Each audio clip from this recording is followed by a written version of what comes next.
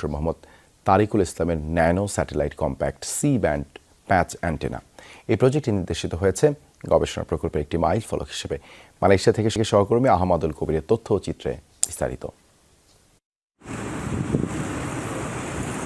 বাংলাদেশি বংশোদ্ভূত গবেষক ও অধ্যাপক ডক্টর মোহাম্মদ তরিকুল ইসলাম বর্তমানে কর্মরত আছেন ইউকেএম এর ইলেকট্রিক্যাল, ইলেকট্রনিক এবং সিস্টেমস ইঞ্জিনিয়ারিং এর পাশাপাশি জাপানের কিউশু ইনস্টিটিউট অফ টেকনোলজি বিশ্ববিদ্যালয়ে।